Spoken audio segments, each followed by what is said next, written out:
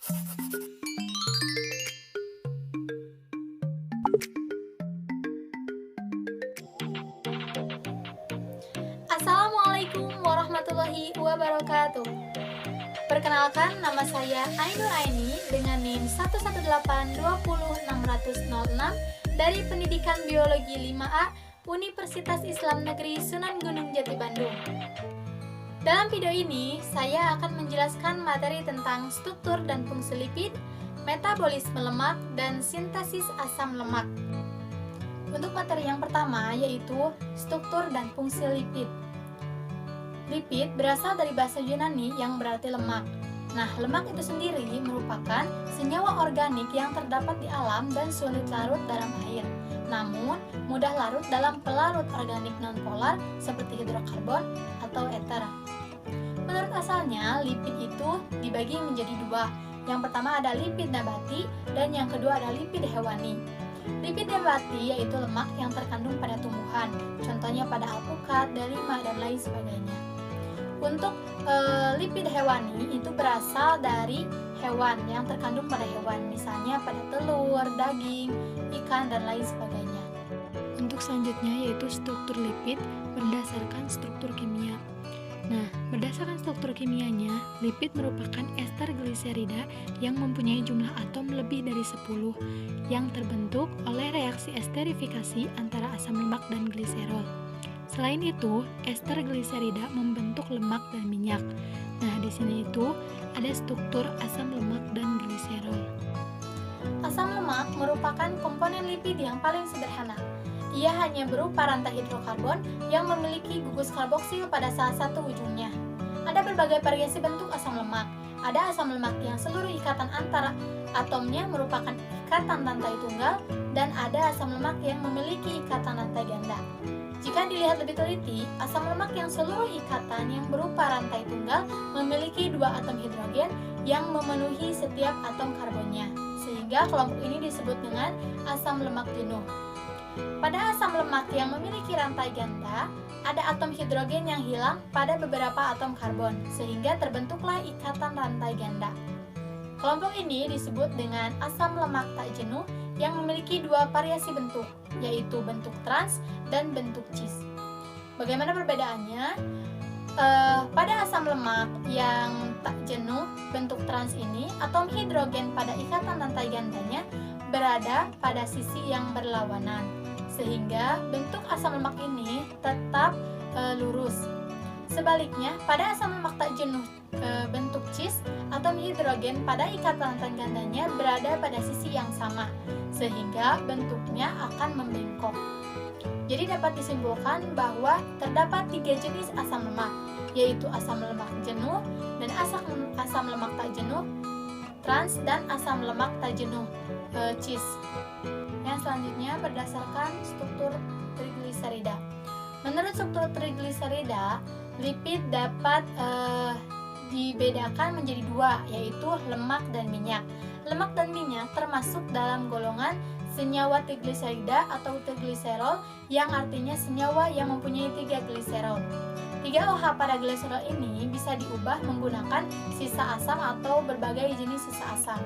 Nah, di sini terdapat rumus struktur dari lemak dan minyak. Pada gambar ini ada R1, R2, R3 yang merupakan rantai hidrokarbon yang mempunyai jumlah atom karbon sebanyak 3-21, namun yang sering dijumpai jumlah itu ialah 15 atau 17. Lemak yang terbentuk oleh asam karboksilat sejenis R1, R2, R3 dinamakan lemak sederhana. Apabila terbentuk dari 2 atau 3 jenis asam karboksilat, dinamakan dengan campuran. Penamaan lemak dimulai dengan menggunakan kata gliseril yang kemudian diikuti oleh nama asam lemaknya. Pada penamaan suatu senyawa asam lemak itu ada beberapa aturan. Yang pertama, nama pada lemak diawali menggunakan kata gliserol atau gliseril. Yang kedua, nama pada lemak menggunakan akhiran an nama asam lemak yang menyusun lemak tersebut. Contoh yang pertama pada lemak sederhana. Nama asam lemak diberi awalan tri dan menggunakan akhiran at atau in. Contohnya itu asam palmiat, at kan gitu ya. Terus asam miristat. Sedangkan pada lemak majemuk, penulisan nama asam lemak diurutkan sesuai abjad dalam bahasa Inggris, dan nama setiap asam lemaknya menggunakan akhiran O, kecuali asam lemak terakhir diberi akhiran at atau in. Contohnya, gliserol laurolinileo. Ada beberapa perbedaan antara lemak dan minyak. Menurut asalnya, lemak itu berasal dari hewan, sedangkan minyak itu berasal dari tumbuhan. Untuk lemak itu merupakan asam lemak jenuh, sedangkan minyak itu merupakan asam lemak tidak jenuh. Lemak juga merupakan non-esensial dan minyak itu merupakan esensial. Sedangkan untuk wujud kamarnya itu, lemak itu padat, untuk minyak itu cair. Untuk titik didihnya itu, lemak itu lebih tinggi dan minyak itu lebih rendah. Dan untuk contoh lemak dari minyak itu mentega, keju, susu. Kalau minyak zaitun, minyak kelapa dan lain sebagainya. Untuk selanjutnya, apa sih fungsi lipid itu? Lipid berfungsi pertama sebagai penyusun struktur membran sel, yang kedua sebagai cadangan energi, penyimpan makanan dan transport, yang ketiga pelarut vitamin A, D, E, dan K, yang keempat penyekat panas atau insulator, yang kelima sebagai kulit pelindung komponen dinding sel. Untuk materi yang kedua yaitu metabolisme lemak. Lemak itu sendiri merupakan ester yang terdiri dari 3 asam lemak dan 3 gugus alkohol dari senyawa gliserol. Untuk metabolisme merupakan suatu rangkaian atau proses yang terarah dan teratur di dalam sel tubuh melalui reaksi-reaksi kimiawi, sehingga diperlukan atau dihasilkan bahan-bahan tertentu seperti unsur molekul dan energi. Jadi dapat disimpulkan metabolisme lemak merupakan proses tubuh untuk menghasilkan energi dari asupan lemak setelah menjadi sari-sari makanan yang telah masuk ke dalam tubuh. Lemak di dalam tubuh berfungsi pertama sebagai cadangan energi terbesar setelah karbohidrat, yang kedua sebagai inflamasi tubuh untuk mencegah kehilangan panas. Untuk selanjutnya proses metabolisme lemak. Dalam bentuk trigliserida, lemak disintesis menjadi asam lemak dan gliserol. Asam lemak dan gliserol inilah yang akan masuk ke dalam proses metabolisme energi. Pada prosesnya, gliserol dan asam lemak memerlukan glukosa untuk memasuki siklus Krebs, atau biasanya dikenal dengan siklus asam sitrat. Dalam memasuki siklus ini, gliserol dan asam lemak dapat diubah menjadi energi. Proses metabolisme lemak dalam tubuh, misalnya ketika kita memakan keju, makanan besar itu akan dihancurkan dan akan dicerna oleh garam empedu yang membentuk molekul lemak. Molekul lemak akan diuraikan oleh enzim lipase menjadi molekul asam lemak dan molekul gliserol. Keduanya akan diabsorpsi oleh junjut usus dan diubah menjadi senyawa yang diperlukan oleh jaringan tubuh.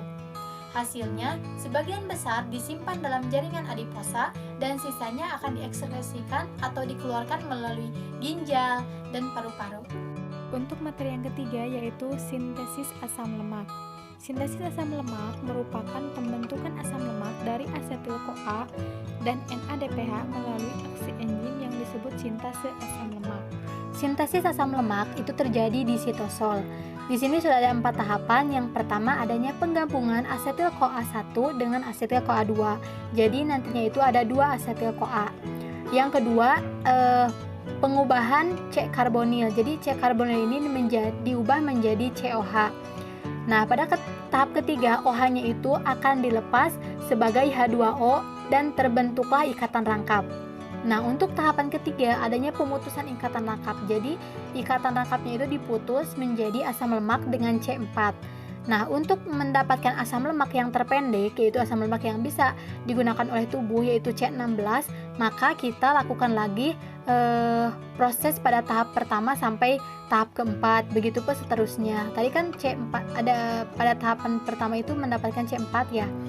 Ditambah lagi 2 menjadi C6, begitu pun seterusnya sampai mendapatkan C16, yaitu asam lemak yang paling terpendek.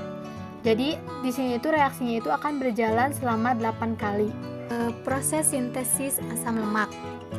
Di sini sudah ada PAS yang merupakan fatty acid sintase, enzim yang membantu. Dengan sisi aktifnya ada 2, yaitu Cas dan ACP. Jadi nanti 1 asetil-CoA akan masuk di Cas dan 1 melonyl-CoA akan masuk di ACP. Selanjutnya, terjadinya penggabungan asetil-CoA, maka asetil-CoA yang ada di Cas akan naik ke ACP dengan melepaskan 1 CO2, sehingga sekarang C-nya itu ada 4, dan mengubah C karbonil menjadi COH dengan bantuan NADPH. Nah, di sini putusnya ikatan lengkap 2-nya. Kemudian OH ini akan dilepas menjadi H2O bersama dengan H yang ada di sebelahnya. Terbentuklah ikatan rangkap. Dan terakhir kita putuskan ikatan rangkapnya dengan bantuan NADPH kembali, sehingga terbentuklah alkana. Terbentuklah satu asam lemak C4. Tahap berikutnya, C4 ini akan berikatan pada Cas dan ACP, akan mengikat 1 asetil-CoA yang baru dalam bentuk melanyl-CoA. Lalu C4-nya akan naik kembali, kemudian akan diubah CO-nya menjadi COH, dilepaskan OH-nya sebagai H2O dan ikatan lengkapnya dilepas. Maka terbentuklah C6. Begitu seterusnya, reaksi berjalan sehingga terbentuklah palmitat atau asam lemak terpendek yang bisa diproduksi oleh tubuh manusia, yaitu C16. C16 ini bisa mengalami elongasi dalam tubuh kita sehingga C18, dan juga bisa mengalami desaturasi atau pembentukan ikatan rangkap di dalam retikulum endoplasma, utamanya pada C9 dan C10.